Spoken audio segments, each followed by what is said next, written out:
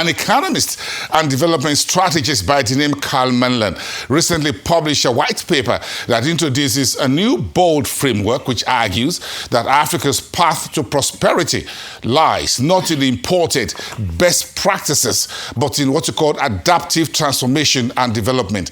Manlan says that the overlapping challenges that Africa face are in fact the continent's most powerful opportunity. Joining me to discuss this further on the white paper is the author himself, Manlan, the proponent, the one who says through Polytunity. It's all about what Yuan Og said in that book of China's Bold Reform. It's great to have you on the show tonight from Nairobi, Kenya. Jambo.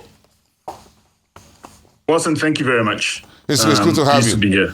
Thank you so much. Very interesting issue there about Polytunity, and all of that. We'll get to that in a moment. But give me the key idea behind your white paper that reframes Africa's polycrisis as a Polytunity for transformation. Well, first I was observing what we see around the continent, creative women, creative young people, and I was looking for someone who actually was reframing that conversation. And Wan Hang, who's a professor at Johns Hopkins University, came up with this term of Polytunity. And now I decided to apply idea to the African continent. And really, the core insight is that we need to stop viewing Africa through a broken lens.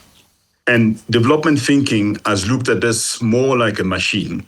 If you put capital, institution, you get very predictable outcomes. Like putting a piece of toast in a piece of bread in a toaster, you get a toast. It's not really what it is, because we have a situation where aid is declining, we have climate shocks, we have multiple crises. It's actually an opportunity for us, because if you look at this chaos, all this disruption, it means that development is not a linear model. So we need to embrace what is already working. For example, the incredible adaptive capacity of our African markets, the entrepreneurs and the communities we have. So really, the genius is to figure out what kind of institution can be supporting the way the African economy works, the brilliance that you find in the market, and that's really the shift from polycrisis to polyunity. Okay, so your paper, talk to me what your paper described as adaptive governance and indigenous innovation that can redefine development in Africa. Talk to me about that. I love that. So, adaptive governance. So if you look at adaptive governance means you're not imposing rigid rules, but you're creating what Wan Hang called meta-institution. They are flexible frameworks. You can set boundaries. So think about M-Pesa.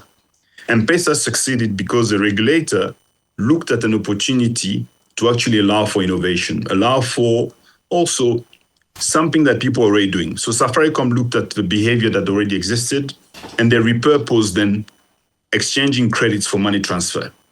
So the government then say, you know what, let's allow for experimentation. Let's regulate based on what actually worked. So these indigenous innovations that we have around the continent, it means that a woman managing a successful Chama, so Chama, Stockville, Pumoja around the continent, she's actually running a sophisticated financial technology that minimizes transactions. So when a bank or financial institution would design a product that integrates the trust that you already have in that network and not replacing it, that's an example of co-evolution. It's an example where the institutions and the partners actually understand that the already solution that we have, and the role of a regulator is not really to dictate solution, but to be one that looks at how do we lower transaction costs?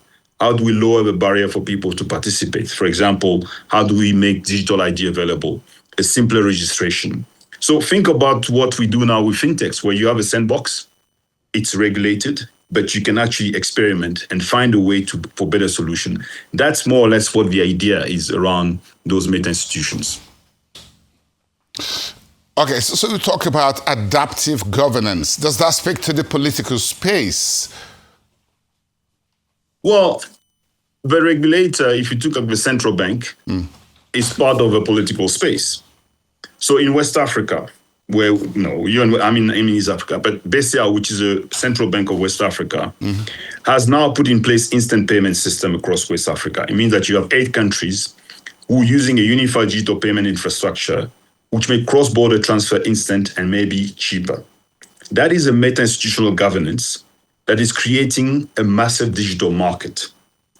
Outside of the African continent, if we go to Brazil, the PIX system, where the Central Bank of Brazil, which is a public institution, mandated free instant payments and gave millions of informal workers a digital footprint overnight. You go to Vietnam, you have a similar thing with Doi Doi reforms that decentralize power to provinces. So you do have examples around the world of where institutions are actually working to solve real problems for society. Well, you talked about M-Pesa and Safaricom. Are there other examples or case studies of transformative innovation and development across Africa that proves that concept of polytunity? In other words, you're not just in a crisis on top of crisis, to use a phrase from the IMF Managing Director, Christina Georgieva, but you've seen opportunity across Africa, and how this overlap over time to have Africa design its own transformative agenda. Are you seeing such further innovations across the continent? Are you seeing them across sub-Saharan Africa? Yeah, I mean, the point is that you need to leverage what already exists. And you don't have to wait for the perfect system or perfect scenario, because it may not exist. So if you look at financial services, I think at the moment they're really leading that space. Fintech is actually offering Africa one of the best examples of adaptive governance. And those principles can apply everywhere. If you look at agriculture today, you can find index-based insurances using rainfall data. So it means that the smallholder farmer can start thinking about insurance that is more affordable for them. So that's sharing risk. If you then look at digital infrastructure, you have situations where different cooperatives with farmers actually start to trade and pool the data so that they can negotiate better prices. If you then think about AI that a lot of people speak about today, the AI and digital platform can reduce the bureaucratic friction. One of the things that the UAE, for example, have been very good at using, and if you think about what's happening in Kenya with Citizen, with the Citizen platform, it's a similar exercise. So what we need to be able to focus on is actually sharing platforms that are built on shared risk, and not one where we just extract information.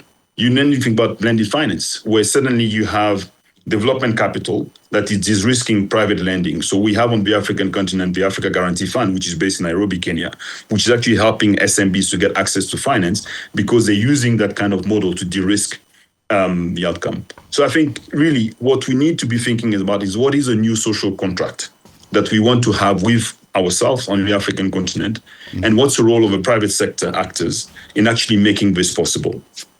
Okay, so are there specific sectors, Carl, where you see encouraging innovation, partnerships that are beginning to redefine transformative development on the continent? Are there 1, 2, 3 sectors that you think will be the leaders or the levers for that? Yeah, I mean, I mentioned fintechs, agriculture, insurance, that are sectors that we really are demonstrating that it's possible to have this. All right. It's great having this conversation with you tonight. We thank you very much for staying up tonight discussing your white paper on Africa's self-defined path to prosperity. Thank you so much, Carl Manlan, economist and development strategists. Do have a pleasant evening out there in Nairobi.